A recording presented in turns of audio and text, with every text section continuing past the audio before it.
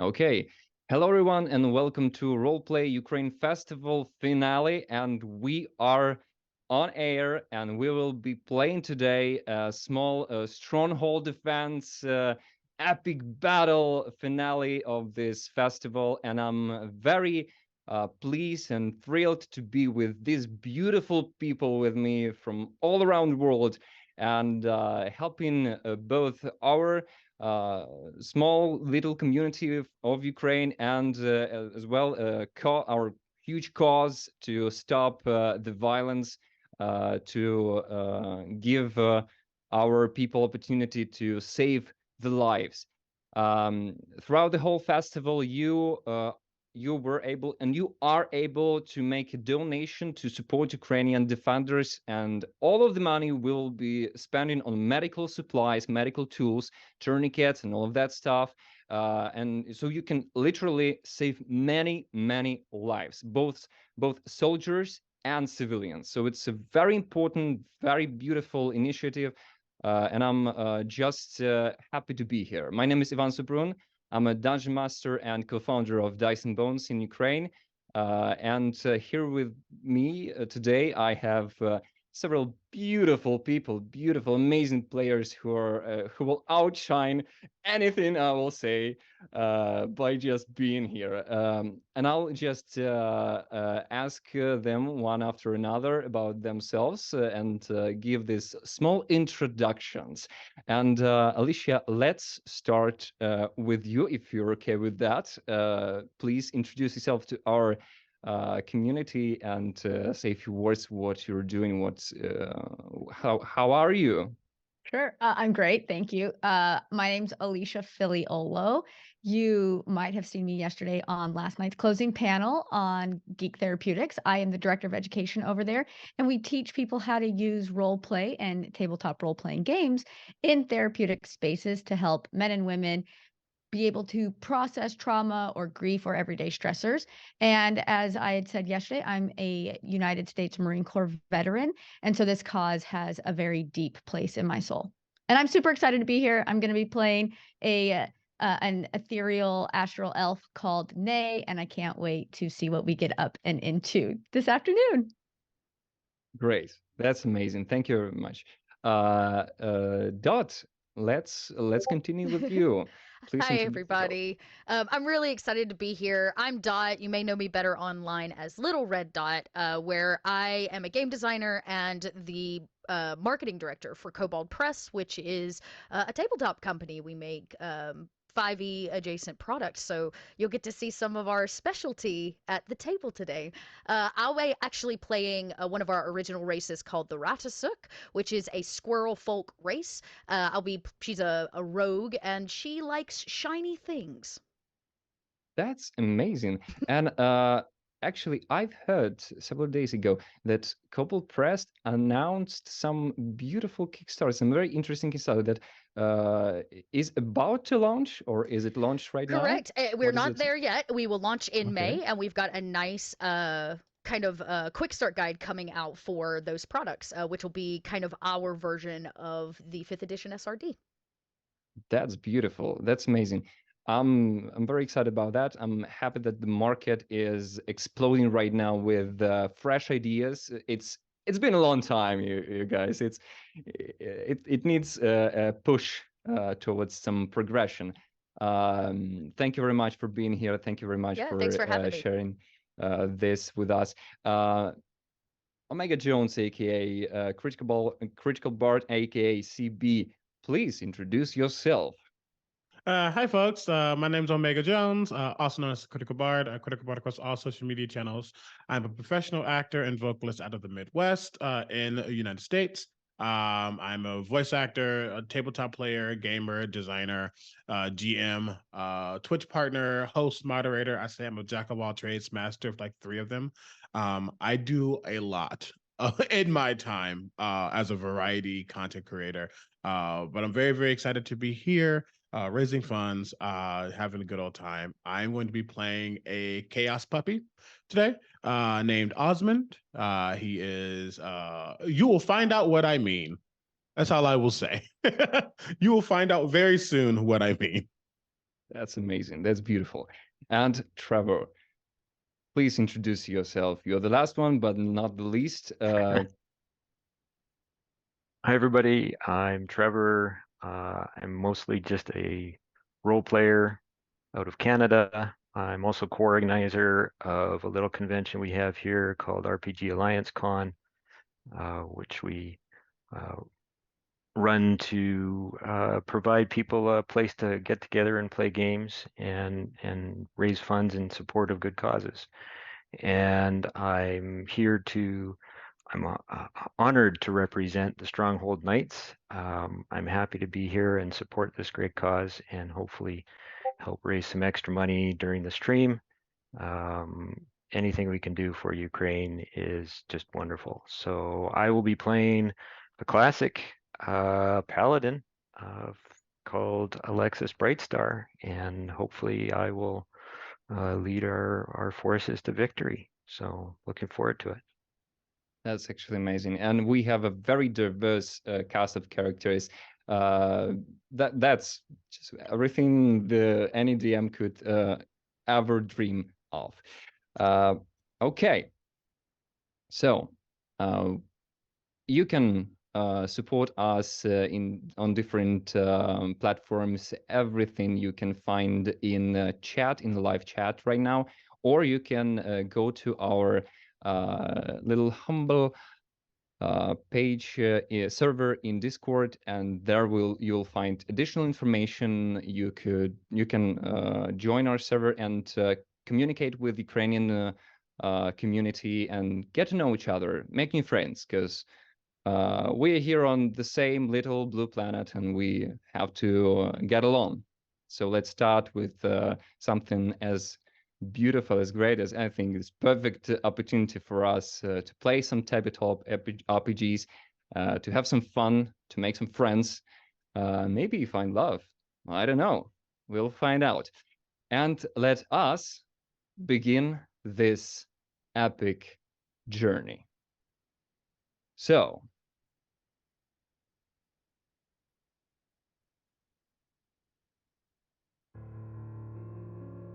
a thunder of war drums is trembling the mountain peaks, and snow-covered pathways are getting filled with green and black and red horde of orcs and demons and various monsters as they march to plunder and destroy everything and everyone on their way.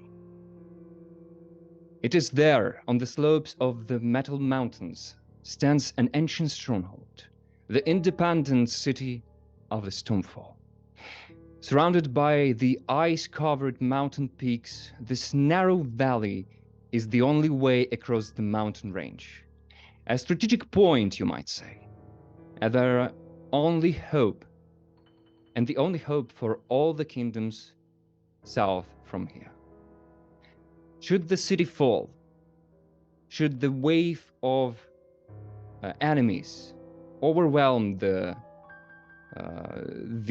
defenders of the stronghold, the wave, the horde, will overwhelm southern lands.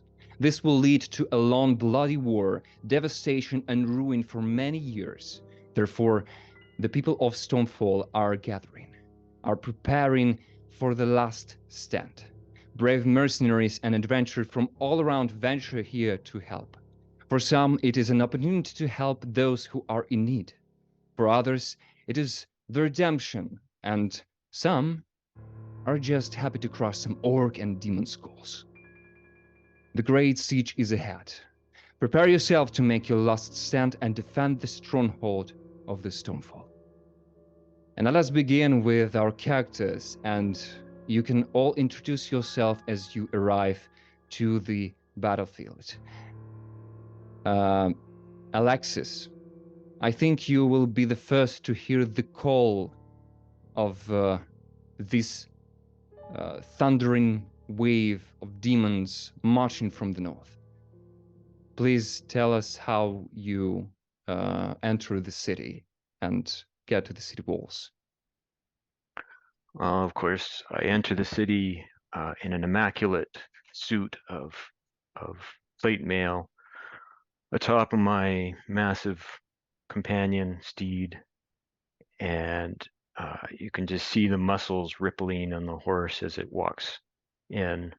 And I am Alexis Brightstar, honored Stronghold Knight.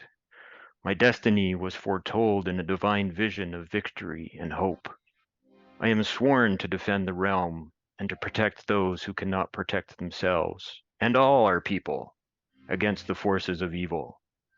We will hold and we will be victorious. That is my oath. Glory to us and glory to heroes. And you can see actually when you enter the city and tell it to the crowd of various people, just those who volunteering here and helping out soldiers and various soldiers from all around the world, the region, I'd say. They look to you. Some of them they recognize you and they applaud you and they say hooray to you. You see a few familiar faces from Dwarvish Kingdom, Tramtara, that you've met before, and they are very happy to see you. They come over to you and they give you a huge hug. They say that they are honored actually to be here with you, and if they even die here on the battle, they ask you to if you will survive this battle, to actually give some praise to your god Hildur, so their souls will be transferred to his realm and have rest there. And you can see two of the guards of the city who are not very familiar with you. They look at you with this look in their face like, what the hell is going on? And one of them goes, man, is that just me, or is that guy shining? No, like literally, like a freaking star. I mean, is there a spell or something? I don't know, man. I don't know. There are demons coming up, and I don't think it's very, it's very strange that we see the people just shining around. So we're lucky who is on our side. Look at that great sword. I mean, I don't want to be hit by that. I don't think some orcs and demons are. I will be happy to see that coming. And you can hear of that. You can see the general of this army, Olaf. He greets you and he says, well, that Sir Alexis, we are honored here to have you. I'm Olaf, the general of this little army. I'm not. Maybe I'm not the best suitable man for commanding and leading this army, but I will be glad if you will help me out. There will be a few choke points across the walls that we will need to protect. And it will be great that you will collect the team of those people who are capable to defend the weakest point, which is around the gatehouse. We've had some troubles by repairing the walls before, after the previous battle, but now we didn't have enough time to repair them fully. There are cracks and damage unrepaired from years ago, actually, when some tribe of giants tried to argue with us, let's just say. But even though we settled that conflict and we separated out ways and everything was fine, the breach of the wall the damage was done, you know. And you know how it is. Collect the money from the government. It's just. Anyway, I'm happy you're here. Do not be concerned, General. We will do our best, and I would insist on being placed in your weakest point to hold strong. You heard that? You should listen to that man. He's the real soldier, not you. and he's pointing at some of his soldiers who were like very you might say not very well disciplined in last few weeks, just hanging around and not listening to orders, and your presence makes them change their minds and just remind themselves about who they really are and where they are. Right about this point in time, you can see another person entering the city. Osmond, let's introduce your character to the cast. In high contrast to Alexis Brightstar, you see about a 3'2" blonde, shaggy-haired individual wearing a mixture of furs and metals, parts of his body, his small kind of frame are showing, his chest and stomach. He has no shoes on. He has these bones around his neck like a necklace. He has these very ornate leather but golden, like they almost look like gauntlets, but they're not. They're almost like wrapped around in a very protective style, but enough for him to be able to move his fingers around in.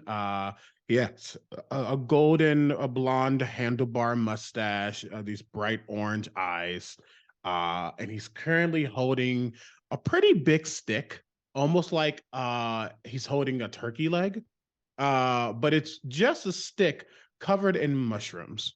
And as he's walking, he gets he's just starting to like chomp on the mushrooms. They're like big old king oyster mushrooms, or like the ribbon, like the ones that people claim is meat and it's not. Like that's what he's pretty much chomping on as he walks into this space. You don't see any weapons on him. He just looks like a scrawny guy coming into town. He's like, "Hello, how you doing?" And it is very very strange to see this happy person in these troubled times, actually. And some people you get a lot of looks, Osmond, a lot of like confused looks. But since there is a demon invasion, everyone just that's not that strange, right? Am I right? Are we on the same page? So you can see Alexis here, and you can see the general who is covered, whose shoulders are covered in fur, and his armor made of like a scale mail. So it's like more fishy vibes going on here. Hello there. Are you lost? Good day, Captain. I'm here to serve. To serve, you say? Uh-huh. Well, that's fancy. What would you do? We have volunteering. I like to fight. I like to be in the front. I can bite things. You want some? Oh no, thanks. I'm fine actually. It's good. That's I'm very pleased. All right, fine. What do you give him? The stick with mushrooms on it. Okay. All right. Is it? I will feel okay, right? I'm sure. Yeah, it's going to be quite satiable to your stomach. Right. Well, I don't have anything to lose, right? I don't know. I just met you. It is a normal mushroom, no salt, no pepper, has no flavoring, just rubbery fungus. Well, I've had worse.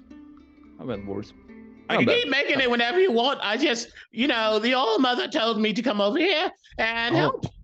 You serve the old mother? Oh, yeah. Great. There are two deities on our side.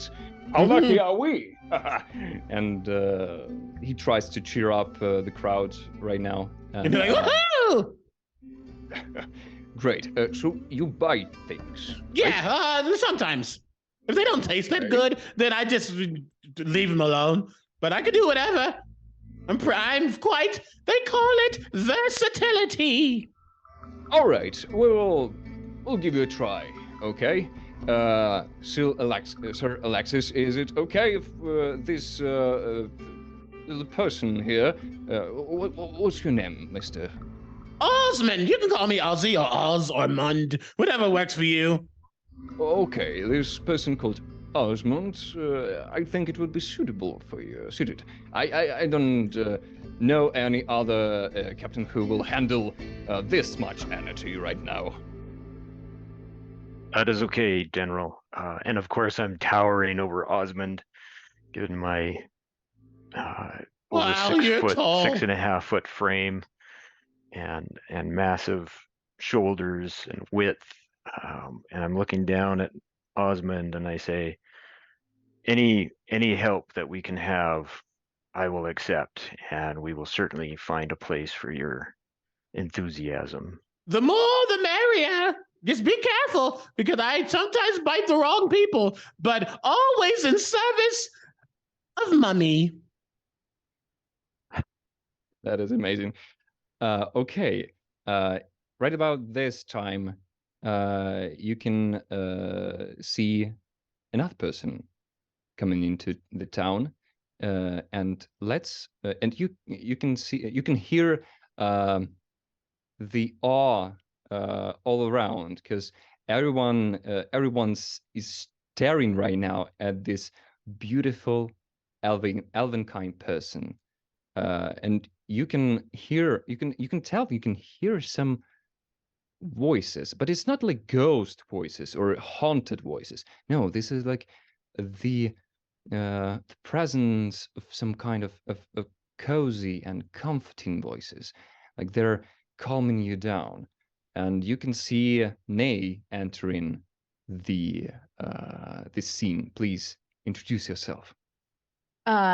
Nay is a astral elf, and she looks very much like I do in your camera right now. There's this kind of pinkish tone to her skin, and areas of the moon and the sun hit her cheeks and her forehead, and she is not shiny, but there's this very all ivory color about her. And as she's walking, she walks very soft on the ground, and she holds her shoulders up very tall, but she doesn't look stiff. And she's scanning back and forth and up and down, and is very intentional in the way that she is walking. And she will walk up to the three of you and look to the general and just tilt her head and gently say, I have been called to be here at this very moment, and I know that the moments to come can be very dark and can look scary, but just know that I'm here to guide in whatever way I need. Yeah, I see. But know that my guidance often is to the other side, and the final places that you're, but just know. And she kind of trails off and is just staring at you and doesn't finish either one of those sentences. Well, that's great, because General didn't really listen. He couldn't. He's just like most of other people around, just voiceless, speechless, and just continue to stare into you at this enchanted beauty, like they're looking into the night sky filled with stars. And as the general's doing that, I will say that Nay is a druid, and she belongs to the Circle of the Stars. And her specialty is she is a death doula, or a guide to the cosmos. And she is very chill as she helps people transfer and transition from one life to the next. He doesn't understand that, but he's more than appreciated to see you. You see, he's just recollecting his consciousness, and he's like, oh, well,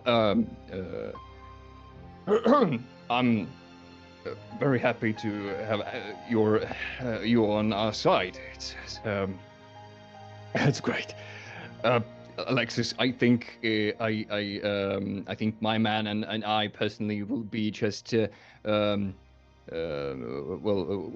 don't need that kind of destruction or on our walls. I think it would be better if Lady Nay will stick with you, if it is okay with you. I'll look at the general with kind of a dismissive, withering look and say, "That is okay, General. I will be happy to have Lady Nay under our wing, and I do hope." And I'll turn to Nay and say, "I do hope, however noble your calling in life is, I hope that we see few transition to the other side today. That is my goal. Except those from the other side, of course." Yeah, you see Osmond start to raise his hand, and then the minute he says except those from the other side, he just puts his hand back down. Like, question answered.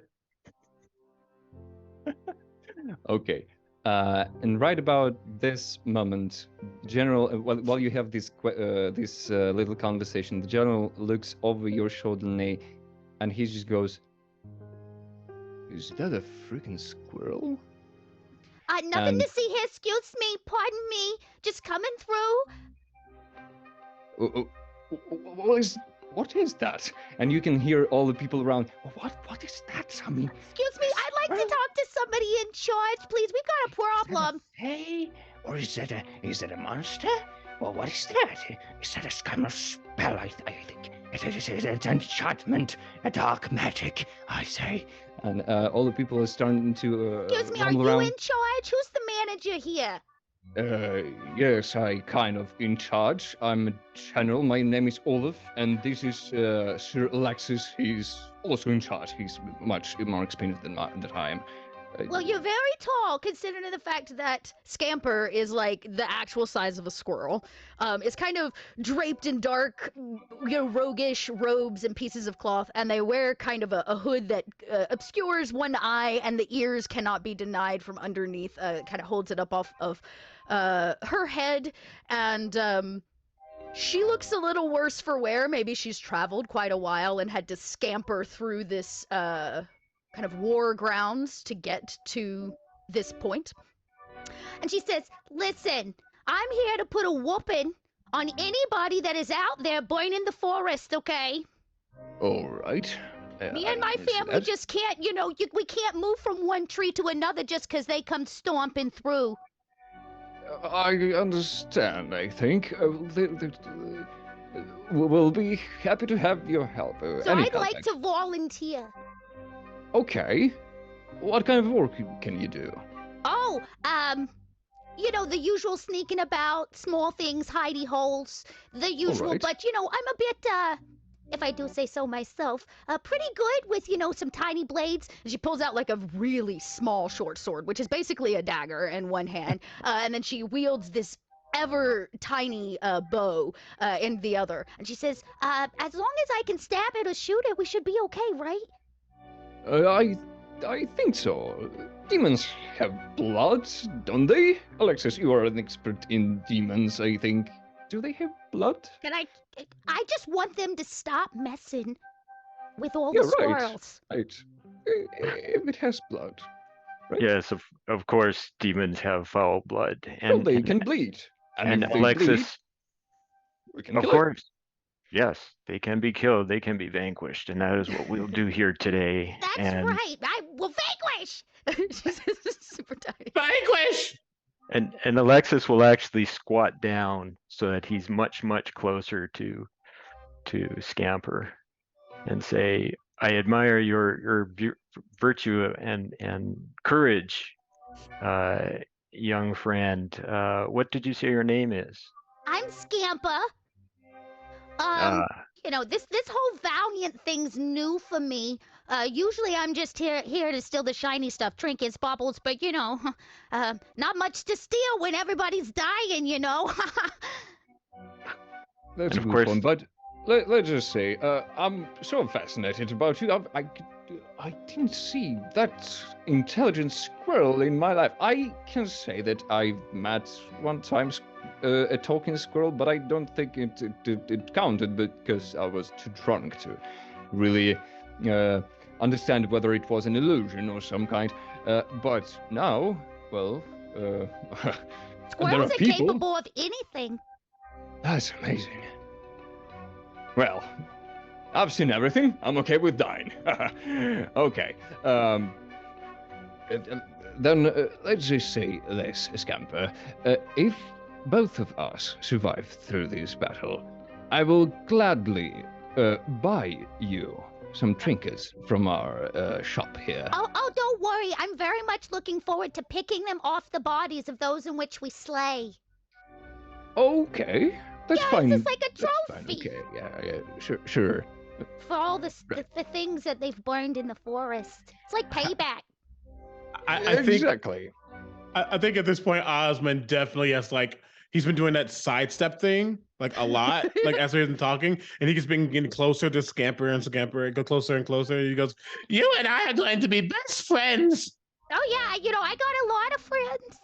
Want some food?" And he gets he realizes his stick is way too big, so he breaks off a part of the stick and grows more mushrooms on it and hands it down. Oh my gosh, mushrooms on a stick are my favorite. I know it's a delicacy. So tasty. I don't have shiitake though. Sorry. That's okay. We make do with what we've got. While the two Okay. of them are going at this, Nay is really in tune to Scamper's feeling of this idea of revenge and getting people to stop burning down the forest.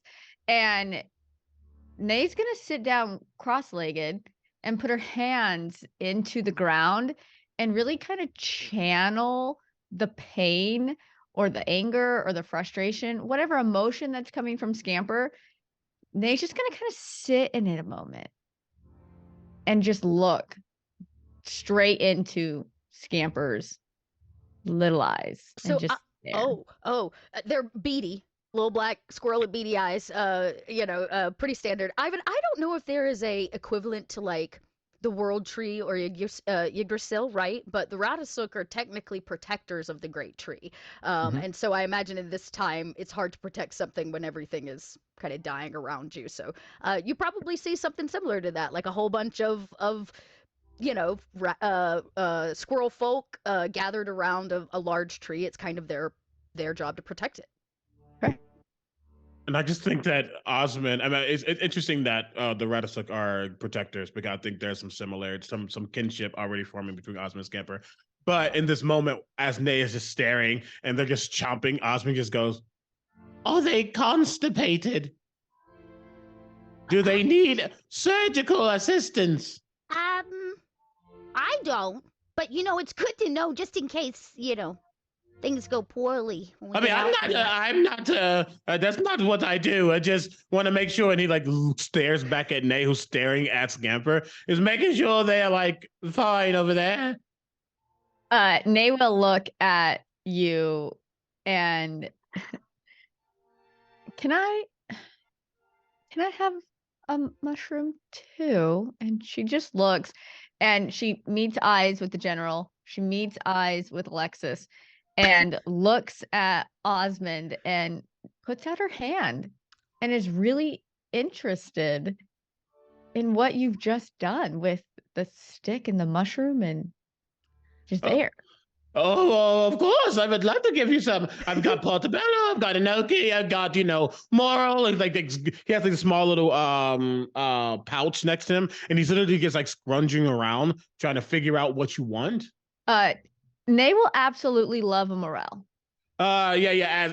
As he takes his hand out, he doesn't have anything. It seems like it's soot or something, but you would know these to be spores. And he spreads it all over the stick as he druid crafts.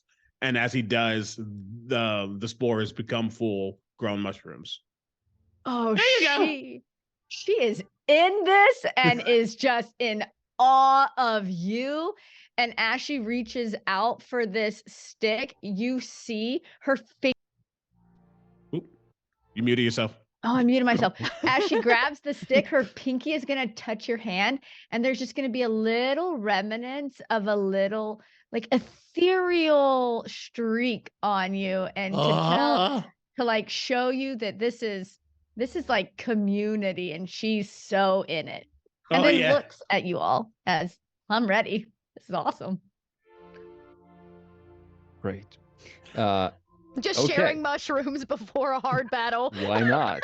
I mean, What you call a vegetarian. And Alexis will be looking over the crowd and look over the circle of the three of them and back up at Olaf and say, yes, I think these will do. I'm glad to hear that, because I don't think I will manage that. Okay, guys, you heard that? We have center secured. Let's just care about the site. Whew. That's gonna be hard, isn't it? All right, let me at him. Show me where to go. I'm ready. Okay, this way. This way. He just tosses the empty stick. He'll find another one. Okay. I'm still bunching mine as we walk.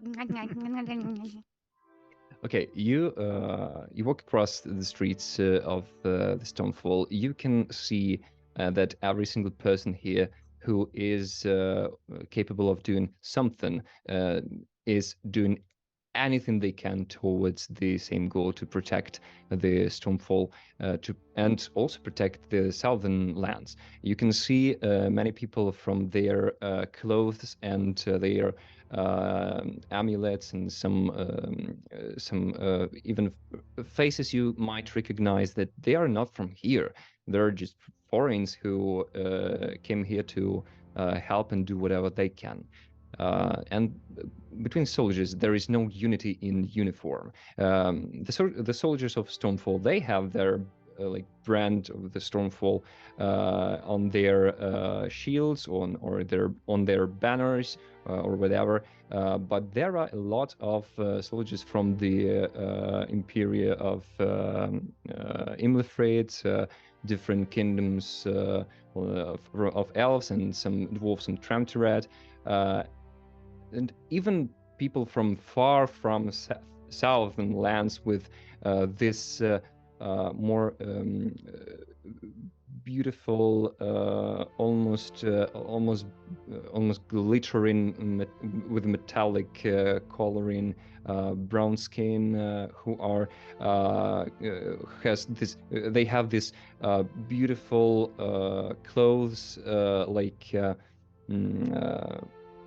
with absolutely different material, and curved blades, and some small intricate details on every single piece of their armor. They speak different language you don't understand, but you see in their eyes the same determination, the same will to protect those who are in need, and also to save the realm itself. You can also see few warriors. You can recognize them by just look, because they are flying on the Pegasus in the sky. There are 4 of them, and they are from a kingdom of Telvior, one of the greatest kingdom of elves, and they are scouting right now the skies, and scouting the perimeter of the city, helping with giving the information whether or not the enemy is close. And when you reach the gatehouse, you can see that it was almost breached by giants a few years ago, as the general said. The outer gate is almost completely gone. It's held by the sheer belief of those who live in this city, and there are bits of blocks of wood just pinned in there to hold this, not to use this wall ever again, maybe, but to hold this. And there is rubble from all around, stones, everything goes. Even a small cart that was filled with these bricks, it is also thrown there just for another layer of protection. This may look like more like a barricade of sorts. And after the first gate, you can there is a so-called death chamber, and then the inner gate that is much better, and it has much better protection. It has a metal outside. It's covered in metal outside, and there is a symbol of the city, which has this creature called in D&D it's called Behir. It's a very rare creature that hunts dragons, or just an enemy of dragon. Now, on the between this gatehouse is set between two tall towers, and there are two walls going from there across the valley. The valley itself is very narrow. It's like let me switch from meters to feet. It's like Oh, I can do meters. It's like by Okay. 3, right? Yeah, you're good. You stick yeah, with it's like by 3. Okay. It's like 300 meters across. It's not much actually. It's like 900 to 1,000 feet at most. And there are towers on some points, and every tower has this ballista. So you can actually use ballista. It will require your dexterity modifier to hit, and it will make 3d10 damage on hit, just straight 3d10, no modifiers, no anything. The nice part of this, the nice thing of this is the range. The range of the ballista for normal shooting is 200 feet, and the long range is actually 500 feet. Okay. So you can shoot it all across the valley that shows opens before you when you get up on the wall, and you can oversee this this big plain with a small little frozen river. The weather is actually semi-cold in this time of year. It's very early summer, but since the Stormfall is in northern kingdom, northern city, and it's high up in the mountains, there is still snow and there is still ice that's melting in daytime, and it's frozen through night.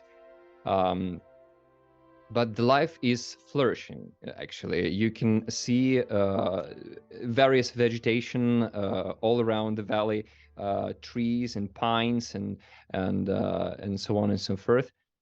And first thing you see that is disturbing, especially for Scamper and Osmond, as a sign of some danger.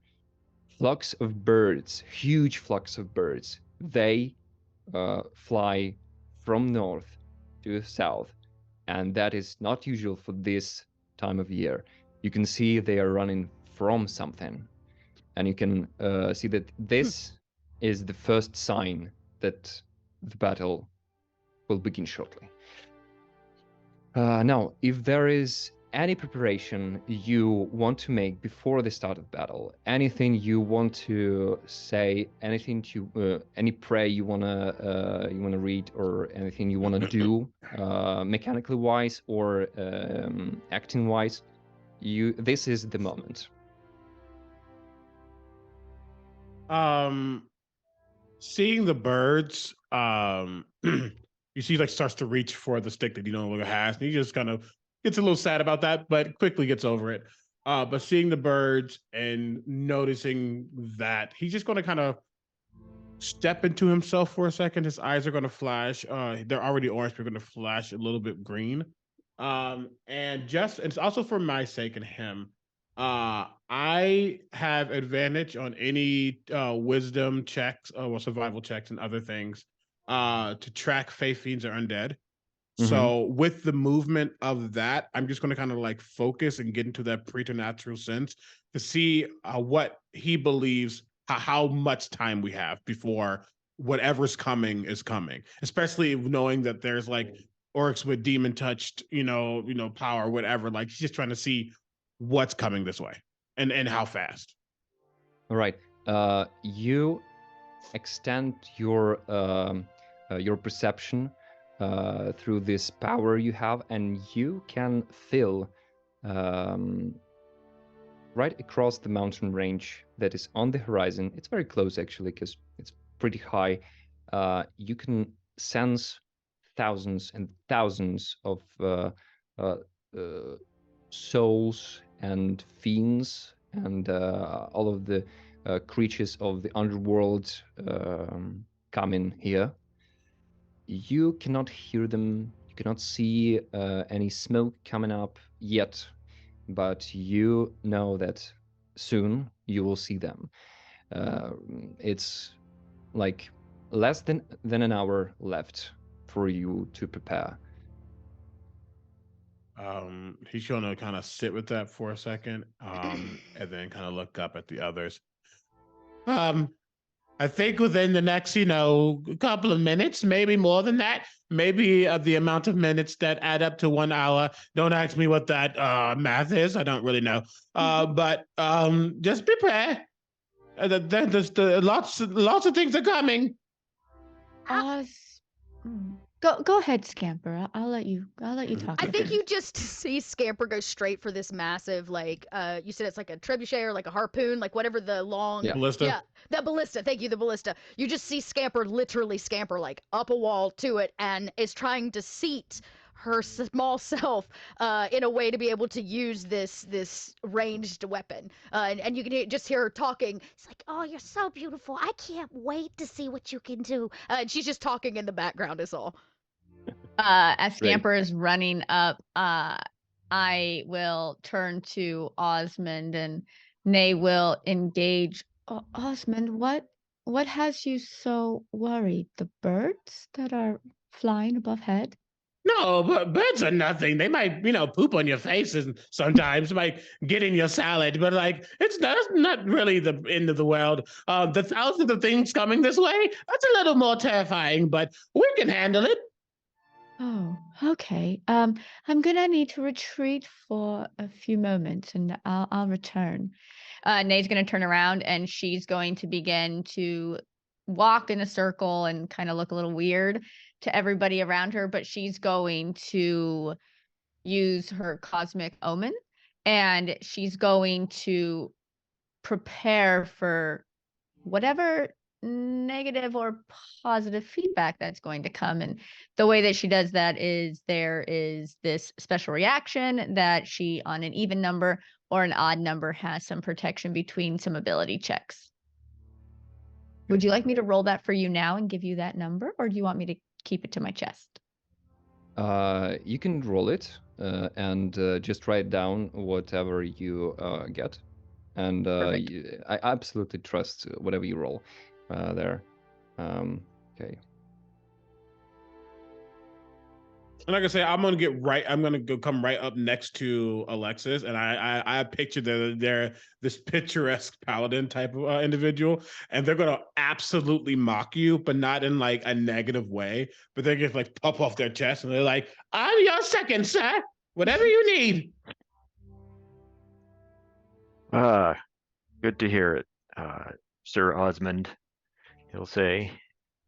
And then he seems kind of distracted for the moment. He's looking around. He's gauging everything he's looking at. The keep, the walls, the battered down gates, the forest beyond, the birds in the air that Osmond brought attention to. He just seems to be studying everything. And he's just taking a moment, and then he'll close his eyes, his glittering eyes, and take a silent communion with Halder, ask for his protection and guidance, and to protect all those who stand against the evil and are with us today, no matter their outward stature. Their inward stature is what matters, because obviously these people standing with him today have hearts that are enormous, and he just asks for, to watch over them, keep them safe. And as he's doing this, he's going to cast aid on the three of them, just to give them a little bit of a boost ahead of time, and hopefully they'll feel the spiritual side of that. So they'll each get extra 5 hit points for the next 8 hours. Perfect. Thank you. Thank you. How many again? 5. 5. Okay, let me put it in my sheet here so I don't forget. And it's to your max HP, so it's for Okay. the Oh, great. Okay. Oh, thanks. Yeah, to both your maximum and current. Yep. Sick. Thank you. That is wonderful. Thank you. I feel so rejuvenated. He was just like not intentionally bothered, but Oz is a bother. And as Alexis is so quiet to themselves, they get like, just so you know, when I see some things, I'm gonna do a thing. So don't get scared. That's all. I'm a squirrel. I'm never scared. I'm not quite sure I understand what that actually means, but I'm here for it, and I will support you in whatever you do. Well, I think all of your hearts are in the right places, and there's nothing for us to fear at this point. But prepare yourselves, because I think that the battle approaches. He just gives a very, very bright smile, but as you look at his teeth, they are sharp. And then he just looks back out. And the minute I start to see enemies, I'm going to do a thing. All right. I can't wait for this thing. Me neither. Okay. So, is there anything you want to do? Is it okay if we move on? Great. Go for it. So, you can hear. Firstly, you can hear some chanting begins, very, very far away. You can hear different voices are come together. You can hear screaming and screeching of various creatures. Some of them was never seen before in this realm. Some of them actually visited this realm, and some of you could actually meet some of these creatures before.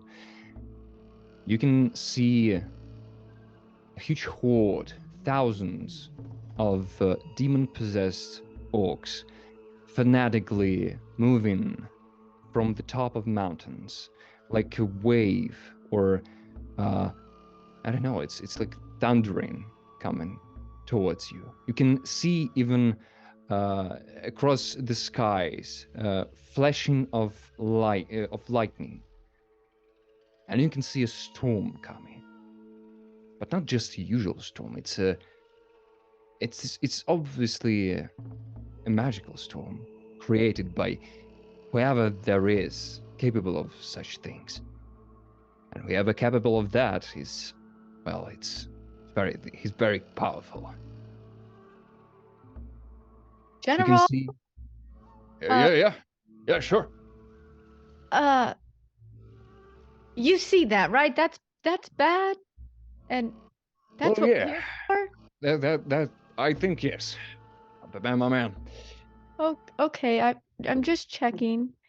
I wish you luck, and Oh, I didn't sign up for hope this. we will survive through this. Good luck, my friends. General. Yes. Oh, go ahead. Sorry, no, you. No, yeah. General, Yes. see to your men, keep up their discipline. have faith, and we will persevere. I will. Be a leader of your men and women. Thank you. I'm honored to fight alongside all of you, especially you, little one. And he points to the scamper. Oh, me? Yeah, sure. Oh, hey, it's a great like the honor, too. best. I'm just really excited to be shooting this. That's amazing. You're just the most amazing thing I've ever seen in my life. So, yes, I'm excited to fight alongside. Nobody has any fears of squirrels, right? I don't think so. Okay, I've got something really, really exciting planned. That's good to know. All right. I'll move to my man now. There is suddenly a loud crack that comes from Osmond's neck. And he goes, all right, this is not going to be fun. And as he's talking, like his body starts to contort, his back, like his spine suddenly elongates. You start to see the hair, the scraggly hair, and his mustache suddenly start to grow from all spots of his body, his arms, the exposed parts of his body that aren't obscured by armor or anything. As this small little creature becomes very bestial. As I activate my hybrid form, because I am a lichen blood hunter. Oh! That's wow. cool. And is I he basically supposed look to do like that? a mini lion werewolf. Woo! He just goes, let's do that. You know, I thought I was gonna be the fuzziest one here. I think I think I might be ready now. Wow. Oh. All Okay, right. what's next? There's nothing like a little lycanthropy to really get everybody excited. Vart's That's right. talons just ready, claws ready to go. Okay. Alexis, you can also see and feel the presence of your god, and you can hear thunder of the voice in your head that overwhelms you with power and determination. You can hear, "Stay strong, my friend. Stay strong and lead them. The great battle ahead, that will decide the fate of the realm. Have faith, for I have faith in all of you."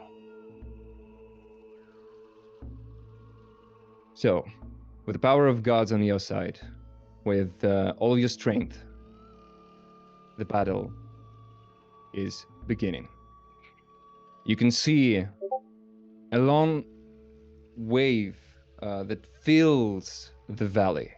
You cannot see any vegetation now. You cannot see this small little frozen river in the middle. All you can see is various demons and monsters. You can see demon-possessed orcs and shamans, and they are chanting and screaming and growling, and they're laughing and laughing. You can see some acts of violence happening between them on their march. And it's like it's okay. They are into this, into the violence. There is no a single second without someone just ripping apart someone else's body. You can see huge demons like Christo, demon, like horned fiend, just stumbles onto a few orcs and squishing them with his body. You can see a few rocks. This winged creature with fur, the fangs flying around like birds and screeching with a painful sound, making everyone to close their ears. And somewhere in back you can see something huge coming too, but it's like way in the back, and you cannot see it well for now. The sun in the sky is drowned in dark, stormy clouds, and only flashes of light and burning anger of the hellfires are emanating any sort of light that is lightening this valley. You can see, like candles, thousands of these lights in the valley, and you can hear chanting.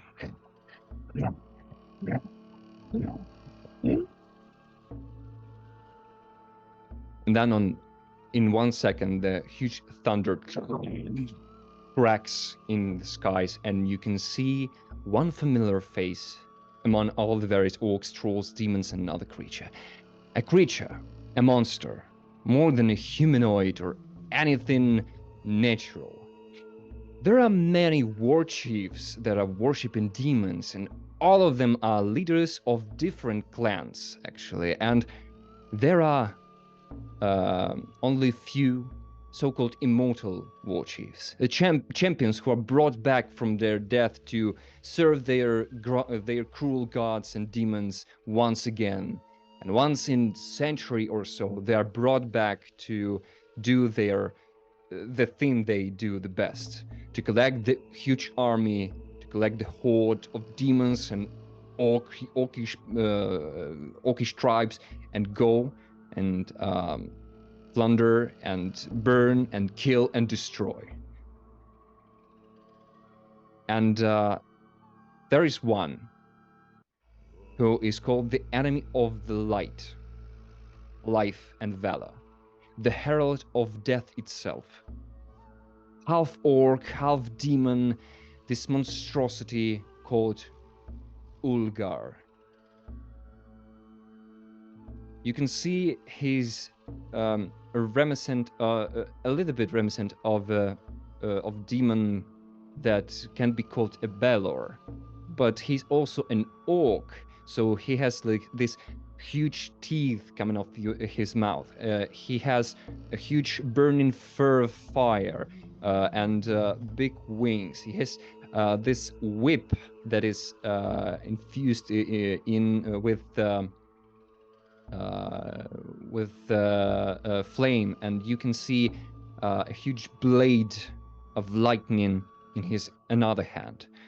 You can see horns, one pair, second pair that is actually going backwards, and you can see another smaller pair of hands that is reminiscent of more not demonish hands but orcish hands that are like they didn't come off when he transformed into this form.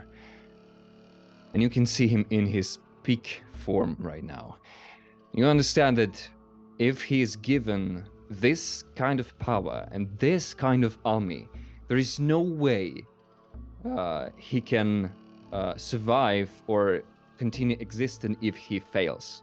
So he's going all in this battle. He might be confident, but if he is defeated, his masters will be not pleased at all. He will be consumed by them, and that is a sad end of everyone who serves Dark Lords. Alexis, you especially know of this, and you've heard of this orcish Balor creature that is summoned with the ritual of sacrificing 1,000 souls to demon gods. So there was a massacre somewhere to just summon this creature, and this rightful wrath that boils up your blood is enough to burn through the waves of demons and make them fear your light. You can feel this rage inside you, and you can feel that now will be the time to use it in the right place. You can see this Ulgar steps up and he speaks to you. People of Scumfar, you are but a bunch of pathetic losers. You won't stand a chance. You know that. If there is a will to serve your little gods and die in a glorious battle of yours. You're welcome. I will be only pleased to give your souls to my masters. But if you are willing to save your lives for the time being and continue your pathetic existence, you're more than welcome to change the side. You want this, I know it. I can feel the fear coming off this city. Hundreds of souls praying to their gods and masters. They won't come. They won't give you anything in return of your brains. I've been there. I've been betrayed before. Now I'm stronger than ever, and so will you be. Choose now. Does anyone says back to him anything? Alexis is going to reach behind him with his two swords and two hands, and he's going to start pulling this sword out from behind. And it just keep going on and on and on. It's amazing how long his arm is, and he's able to take this sword out and wield it out in front of him.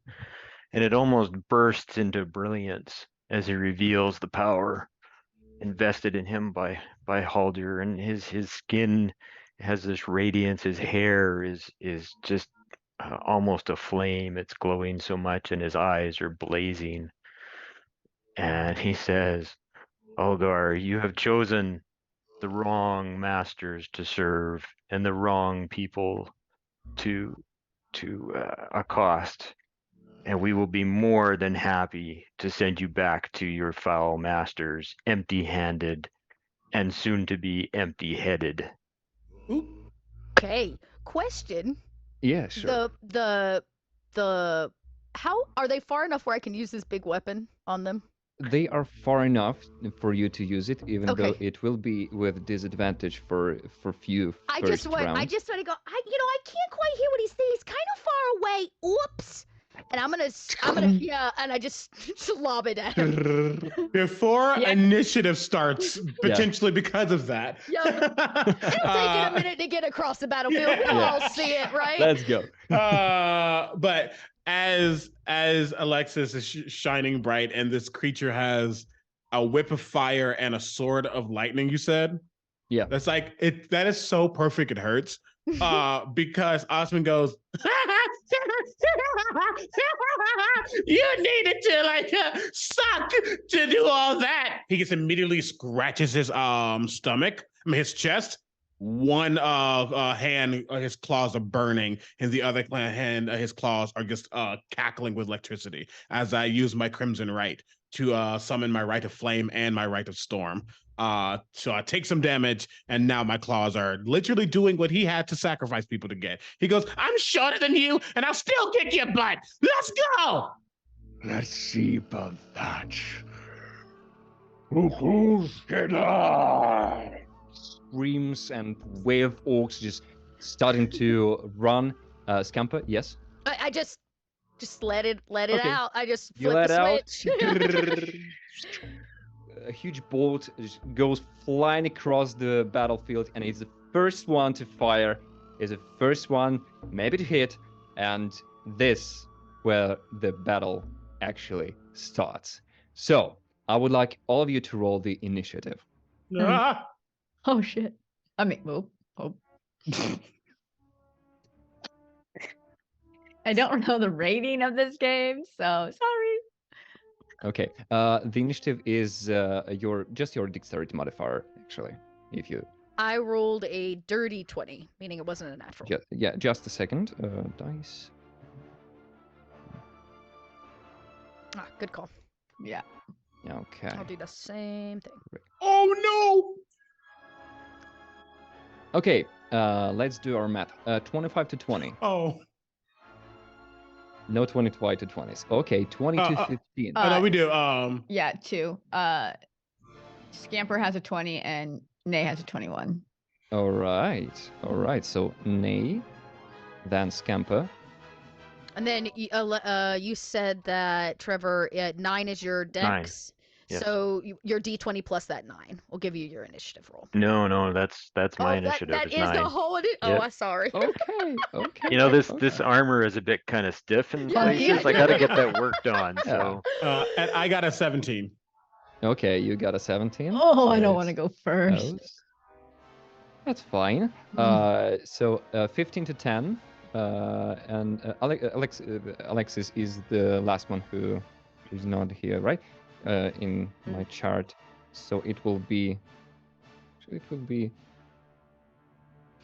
And then. That's great. Okay. So, Nay, you are first in your initiative. You all have right now 3 more rounds before anyone gets any close to do any type of damage or anything they can. So 3 rounds. If you have anything long range, you can shoot it, you can do it, you can use spells if you like that are very far range.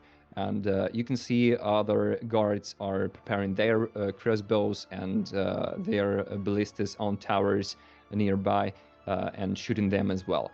Scamper will start with you, I think, because you 21.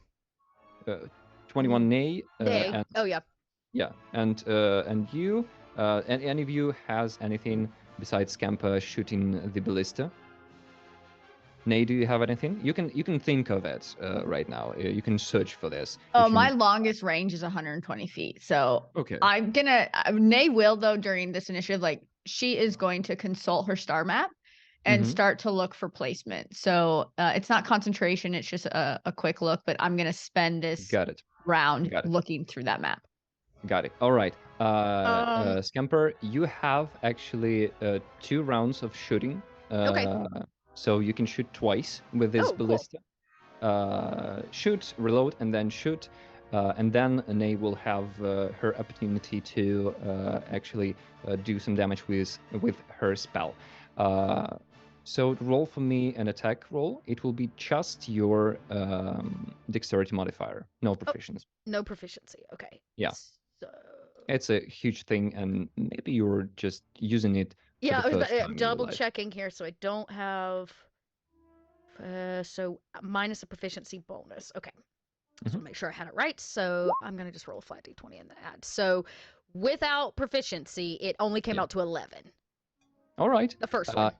Okay, it is still enough to hit a small little goblinoid creature that is like running as fast as it can on his 2 small legs, and it's an unlucky situation for him that the ballista bolt is actually struck them, and they just stumble upon and it breaks it in half. If you say I don't think there is a way he can survive this type of damage, but let's just for the sake of it. Yeah, for the sake of it, yeah. And just to see how much damage you make. What's the damage roll for that? 3d10. Oh. Straight up. Nice. Straight up 3d10. Didn't roll great, just a 10. Okay, that's amazing. That's how much HP it has. Okay. So, yeah, this one is destroyed, and you can see just a wave of arrows and ballista bolts shooting from the defenders into the enemy's lines, and another strike from you, and then Nay, what kind of spell do you make? Scamper, you can roll for another attack. So, are they advancing? How close are they as they advance each round? They are right now 100 to 120 feet away from you. Perfect. So as Nay is looking at her star map and finding where the souls that she has guided are placing her, she's going to call upon her guiding bolt. And I have 5 of these specifically for my star map. And for some reason, I also put it in my spell sheet, which was stupid. So there it's twice. I'm going to use the guiding bolt at its first level through my star map, and I'm going to hopefully the storm that's happening above is conducting lightning, so I can add an additional d6 to it. Is that possible? Sure. Yeah. So the storm is great. The raging storm is going to help. And she's going to cast it, and I don't know where it's going to go. So you can tell me where it goes if you'd like. Yeah, sure. There are a lot of actually places it can go. You can choose one of the bigger creatures with this spell. There is that creature called Goristo that is very huge fiend, and he's running fast. Like it's approaching and not stopping. It's like 80 feet per round, just advancing and advancing, and he is stepping onto different smaller creatures and demons along the way, and he is about to hit a wall or a tower with his horns. And he's gonna use his horns and his whole body as a ram. And you can choose to try to destroy this creature before it gets too close. Perfect. I'm going to do that, and I'm going to call it back. I'm not calling lightning. I'm sending out a guiding bolt. I'm not calling lightning. My bad. They're right next to each other for my next round. That's so just fine. Guiding bolt, and it's an attack roll. Or that hits. Absolutely. Perfect. And what's the damage? Damage is 13. Damage is 13. All right. Write it down. Yeah. And as this happens, I'm going to take my bonus action and call upon my starry figure or whatever it's called. I forget what it's called. My starry form for my next round. Do you want me to tell you the shape that she will take, or do you want to wait until the next round? Sure. What's the shape of it? She's going to call on her archer form and be ready for the next round. Okay. Got it. All right, great. I quick rolled the rest of that. So this time the second bolt was a 24 to hit. No, I'm so sorry, 22 to hit and 9 damage. Okay, 9 damage. Got it. I'll say you recognize this demon as well, and you hit him as well. So perfect. Yeah, hit the big guy. That's Yeah. Great. Gotcha. I will say that I know that they're far, and Alexis and Osmond are definitely the melee duo right now. However, Osmond has a speed of 50 feet, and he sees Big Boy, and he goes, "Got him!" And he's just gonna go on all fours and start charging towards Big Guy. Nice. All right. So you are charging, and well, it's pretty dangerous move from you, but you go for it. You jump off the wall and you land.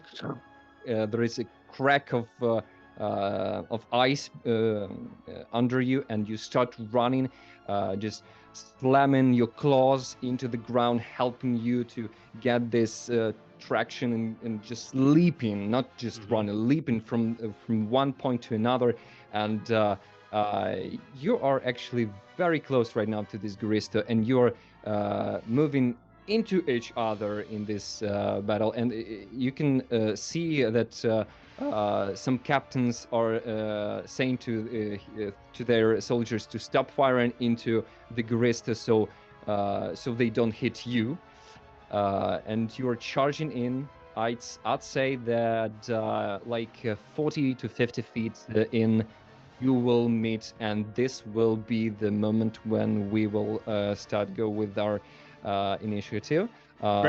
With Ney, you are first one in the initiative order. What do you do? I am going to whomever is to the left of Osmond, as Osmond is going down and climbing. I'm going to cast another guiding bolt if I can go the furthest is at 120, I want to go as far out as possible in hopes that whatever Osmond is going to come up against, they're not going to come and like get him and like converge on him afterwards. All right. So other enemies who are approaching as well, you want to hit them. Yeah. Okay. Great. The biggest threat actually is a huge, monstrous demonic orc called Tanaruk that is running behind this the bulkiest creature, Garista.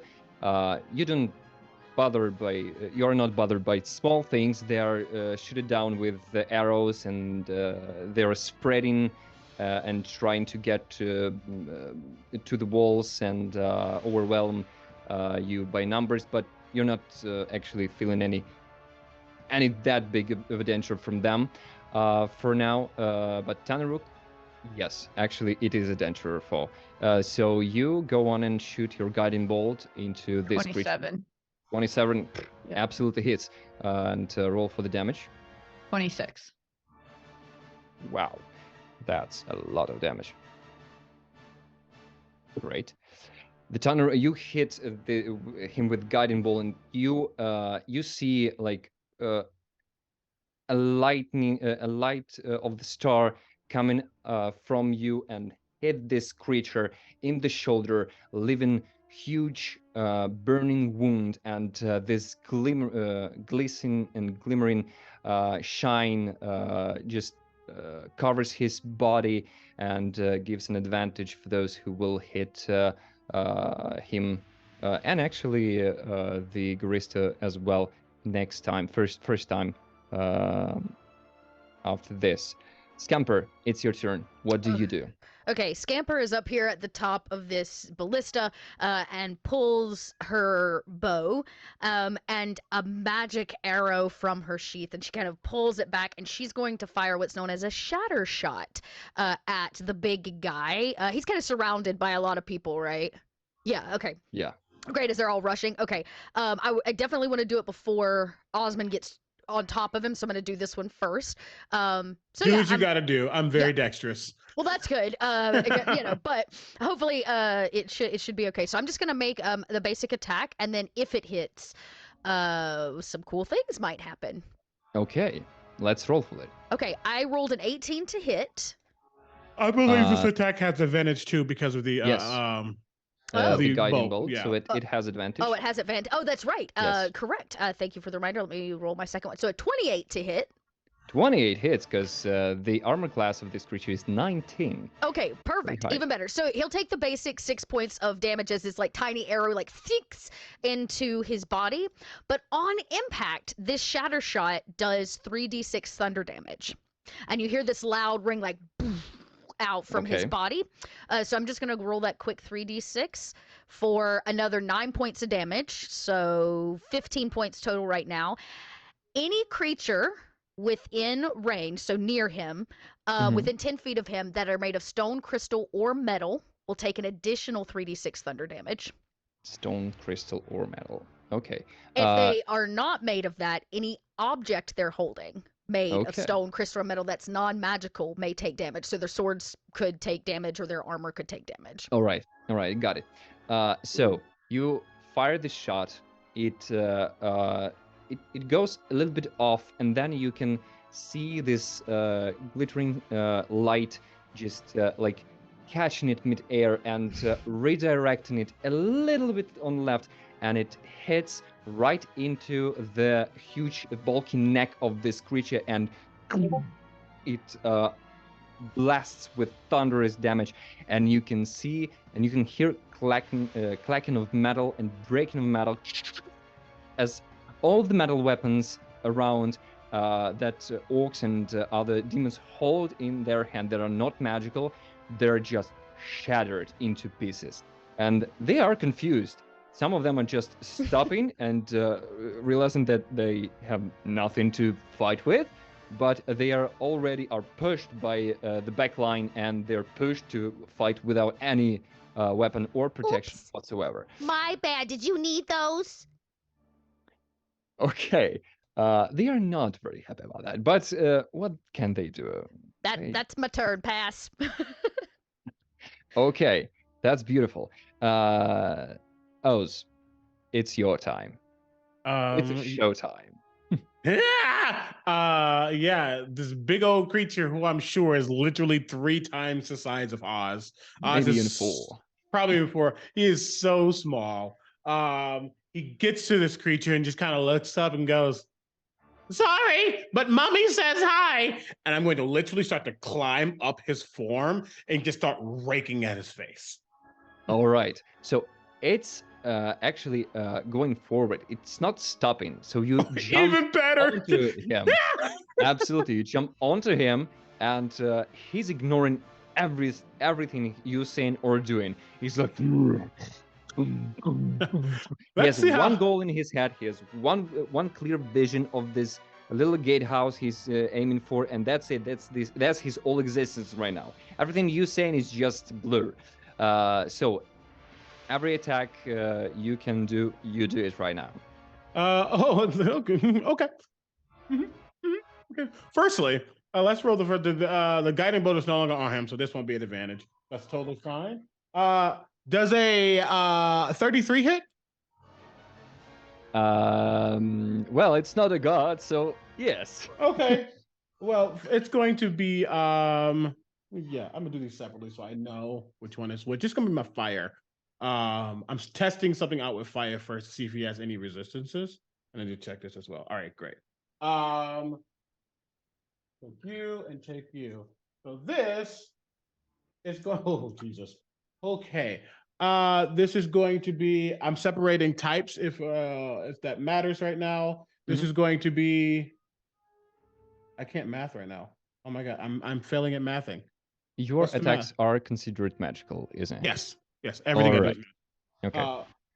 14 points of slashing damage, 3 points of fire damage, and 18 points of force damage. All right. So you can clearly see that when your claws are going inside his body and you start tearing this apart, you can see that the force you are bringing, this magical force, is actually given a hard time to this demon, to his body. But the fire, not so much. It burns, but it doesn't burn as well as you might possibly want it to be. But it is absolutely fine because in total you make a lot of damage. Great. Second attack. That was first one. Okay. Yep. So he goes, okay, that's fine. Second attack's going to be with the lightning claw. And because you said the items that we get to get. His gloves tend to catch souls, if you will. Awesome. And with that first connection, he's going to get advantage on the second attack. That's beautiful. That's another 19 on the die. That's another 33 to hit. That's going to be. Those actually horrible rolls. 11 points of slashing, 2 points of lightning, and is that a 9 or a 6? That's a 6. 14 points of force damage. Okay. So once again, all of the damage. Sorry. That what I could say. I said 11 points of slashing, 2 points of lightning, yes, and 14 points of force damage. 14 points of force damage. You can see the same thing with the lightning. So he is resistant to that too. But all the other kinds of damage work well. Absolutely.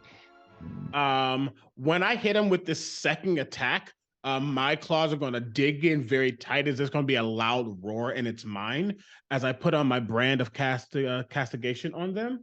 So I always know where they're going to be, and if they damage anyone, anytime, they're taking 6 psychic damage. That's amazing. Wow. Yep. Okay.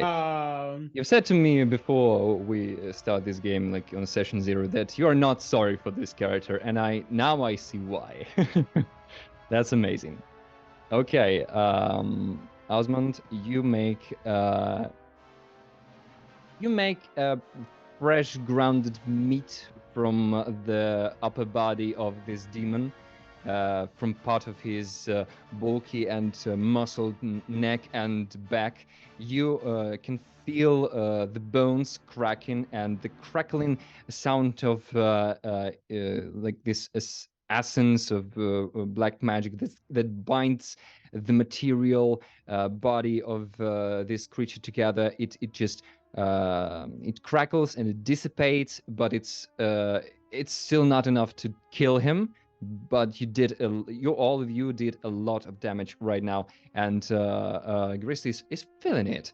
He's feeling pretty hard, having a hard time here. But he will continue moving forward. But before that, Alexis, you have your turn. What do you do?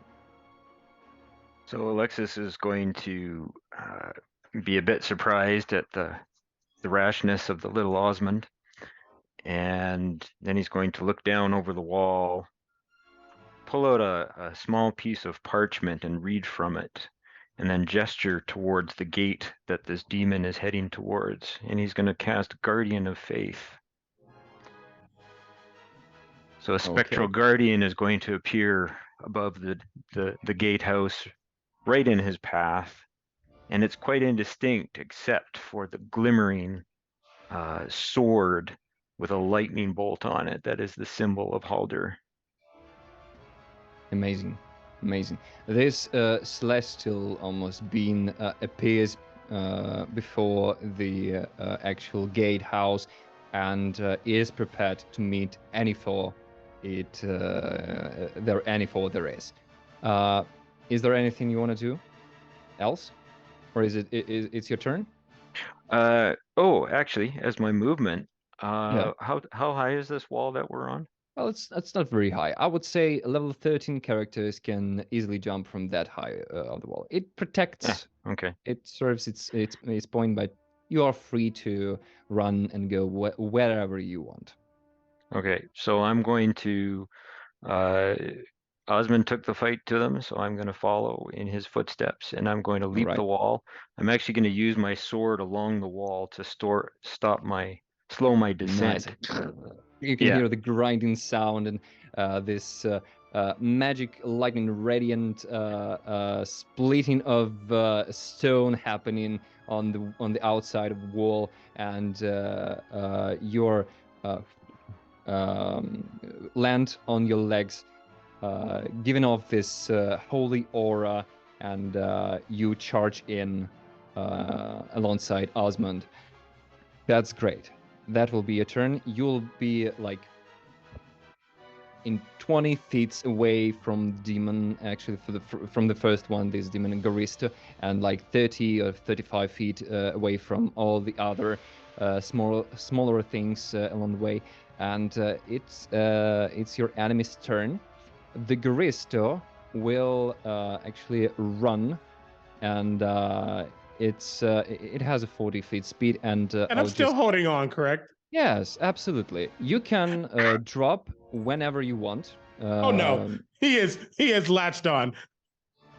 All right. It moves forward, and I will roll to see if he reaches the gatehouse with only his movement, because it's just 5 feet away from him.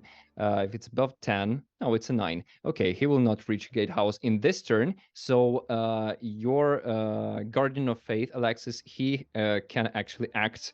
I cannot remember the exact numbers, so you might want to help me out here. Sure. When the foe creature hostile moves to a space within 10 feet of the Guardian for the first time, must succeed on a Dex saving throw. It takes 20 radiant damage on a failed save, or 10 on a successful save. All right. And it is a wisdom, you say? Dexterity. Oh, dexterity. Okay.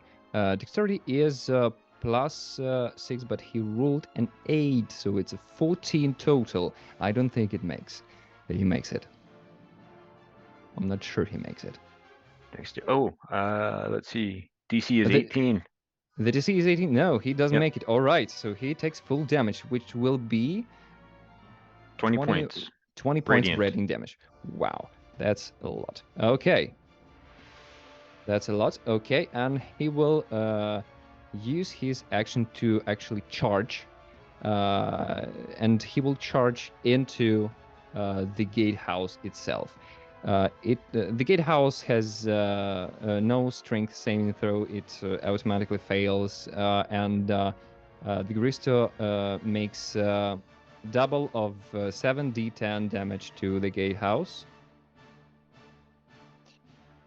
So it will be 40 doubled, so it's 80 damage to the gatehouse. The gatehouse has actually 50 damage, the outer gate, so it's crushed and destroyed into pieces with a loud thundering sound. It destroys all the rubble, all the materials, the barricades. They have no use. They are just destroyed. Like he's like a tank that moves into the first the gatehouse itself through the first wall. Now he's kind of stuck there because there is a second gatehouse, and he's already ran out of his kinetic energy from running. So he will just try to burst this door open, the second door, and it's quite possible, but it's better protected. So you will have some time to kill this creature. Meanwhile, Alexis, you can see another creature that is called Tanaruk, this grayish orcish demon creature with all these black horned protrusions from his body, is charging into you with a great club and burning with red flames, and he's trying to give you a hard time by making 2 attacks with his club. That will be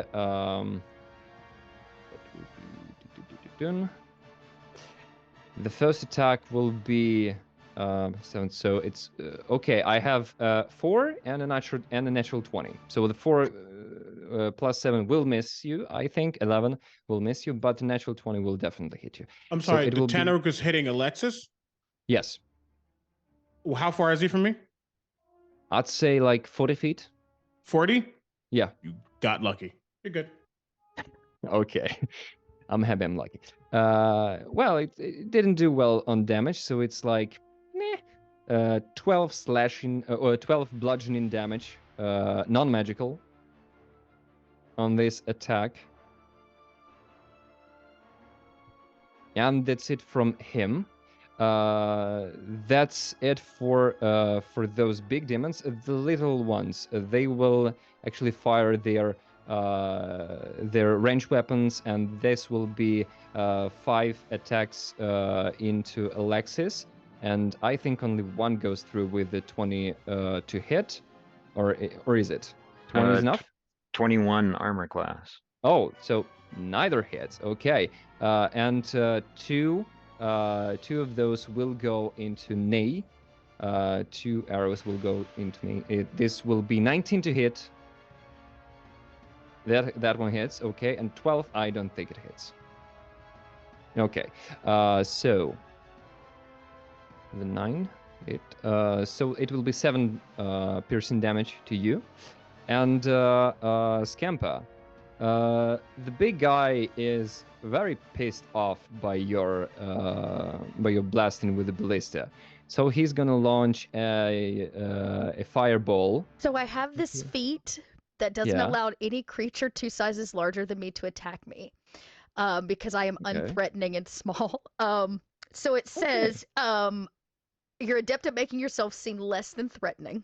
When a creature 2 sizes or more sizes larger than you tries to target you with a melee weapon attack, I can use my reaction to make myself seem pathetic and unthreatening. And so you see my big beady eyes like bat, and she goes, "Who? Me?" That's good, actually, but he will try to use a fireball from the distance, so it's not. So it's a ranged attack. I thought, okay, well, but you can save that for later. Just so that you know. That being said, does this have a? This has a dexterity saving throw. Yeah. Yes, as a dex save. Yeah.